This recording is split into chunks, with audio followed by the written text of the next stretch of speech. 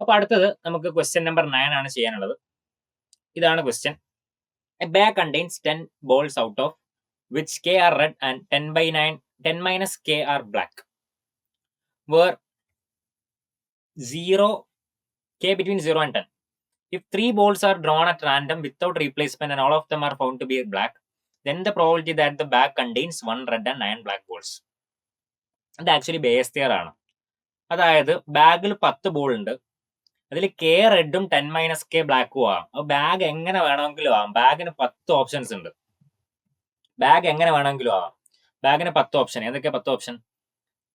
K red 10 minus K black. അപ്പോ 0 red 10 black ആവാം, 1 red 10 black ആവാം.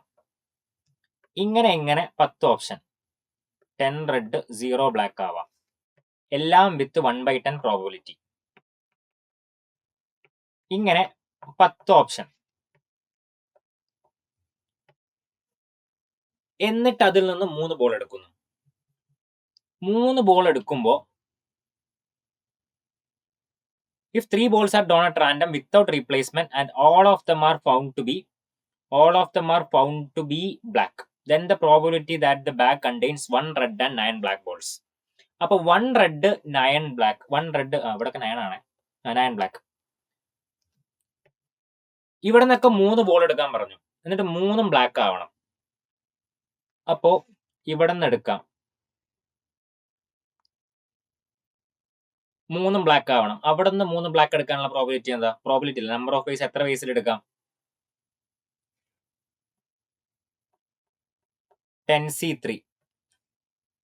10c3 by 10c3. എല്ലാത്തിലും താഴെ 10c3. ഇവിടുന്ന് 3 ബ്ലാക്ക് എടുക്കാൻ 9c3. അടുത്തതാണെന്നുണ്ടെങ്കിൽ 2 റെഡ് 8 ബ്ലാക്ക് അല്ലേ, അപ്പൊ അവിടെ 8c3 by 10c3. ലാസ്റ്റ് എത്തുമ്പോഴേക്ക് ഇവിടെ ഈ 3 ബ്ലാക്ക് വരെ, 3 ബ്ലാക്ക് 7 റെഡ് വരെ 3c3 by 10c3. പിന്നെ അവിടെ നിന്ന് അങ്ങോട്ട് 0 ആണ്. പിന്നെ അവിടെ നിന്ന് അങ്ങോട്ട് 3 0 ആണ്. 3 ബ്ലാക്ക് എടുക്കാൻ പറ്റില്ല. അപ്പൊ ഇങ്ങനെയൊക്കെ നമുക്ക് 3 ബ്ലാക്ക് എടുക്കാം. ഇതൊക്കെയാണ് 3 ബ്ലാക്ക്. ഇവിടെ വരെ അതിൽ ഇതായിരിക്കണം അതിന്റെ റീസൺ. ബേസ് തിയറി എന്നാൽ പ്രോബിലിറ്റി ഓഫ് കോഴ്സ്. ഒരു മെയിൻ സംഭവം പല രീതിയിൽ നടക്കാം, ഇങ്ങനെ 7 രീതിയിൽ നടക്കാം. അതിൽ ഇതുകൊണ്ട് നടക്കാനുള്ള പ്രോബിലിറ്റി, അതായത് മെയിൻ ബോക്സ് ഇങ്ങനെ ആവാനുള്ള പ്രോബിലിറ്റി ആണ് ചോദിച്ചാൽ ബേസിക്കലി ബേസ് തിയറം തന്നെയാണ്. അപ്പൊ നമ്മുടെ റിക്വയർഡ് പ്രോബിലിറ്റി എന്താണ്? ആ ബ്രാഞ്ചിന്റെ പ്രോബിലിറ്റി ഡിവൈഡഡ് ബൈ എല്ലാ പ്രോബിലിറ്റിയും കൂടി. ആ ബ്രാഞ്ചിന്റെ probability 1/10 into 9c3 by 10c3 ആണ്. ബാക്കി ഇനി എല്ലാത്തിന്റെയും പ്രോബിലിറ്റി ആഡ് ചെയ്യണം. എല്ലാത്തിലും 1/10 ഉണ്ട്. ആദ്യം 10c3 by 10c3, പിന്നെ 1/10 into 9c3 by 10c3, അങ്ങനെ പോയി അവസാനം 1/10 into 3c3 by 10c3. അപ്പൊ ഈ 1/10 ഉം 10c3 ഒക്കെ ക്യാൻസൽ ആയി. മേലൊരു 9c3, താഴെ 10c3 മുതൽ 3c3 വരെ ഉണ്ടാവും. താഴെ 10c3 മുതൽ 3c3 വരെ ഉണ്ടാവും. 10c3 മുതൽ 3c3 വരെ ആഡ് ചെയ്താൽ 10c3 മുതൽ 3c3 വരെ ആഡ് ചെയ്യണം. അപ്പൊ എന്ത് ചെയ്താൽ മതി എന്ന് പറയും.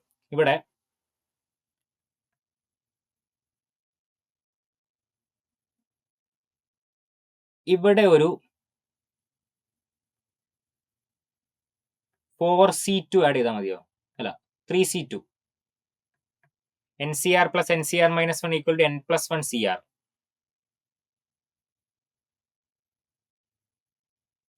അവിടെ 3c2 അല്ല, 3c. അപ്പൊ അവിടെ 4c3 ഓൾറെഡി ഉണ്ടല്ലോ, 4c3. ഇവിടെ ചെയ്യേണ്ടത് NCR plus NCR minus 1.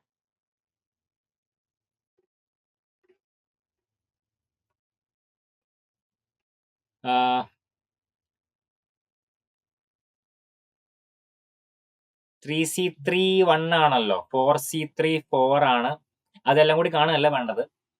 3c3 അതിന്റെ കൂടെ 3c2 ആഡ് ചെയ്താൽ NCR plus NCR minus 1 എന്താണ്? N plus 1 CR. അപ്പൊ അവിടെ 4c3 പിന്നെയും വരും. 4c3 അല്ല വേണ്ടത്, 4c2 ആണ് വേണ്ടത്. അപ്പോ ഈ 3C3നെ 4C4 എന്ന് എഴുതാം. അവിടെയുള്ള 3C3നെ എന്ത് എഴുതുക? 4C4 എന്ന് എഴുതുന്നു. അവിടെ ഓൾറെഡി 4C3 ഉണ്ട്, 4C4 ഉണ്ട്. What is 4C3 plus 4C4? NCR plus NCR minus 1 equal to N plus 1 CR. അത് 5C4 ആവും. ഇവിടെ ഓൾറെഡി ഒരു 5C3 ഉണ്ട്. അപ്പൊ അവിടെ NCR plus NCR minus 1 is equal to എന്താവും? N minus 1 CR. അത് അങ്ങനെ പോയി. അപ്പൊ അവിടെ ഇതെന്താവും? അത് 6C N പ്ലസ് 1 CR അല്ലേ?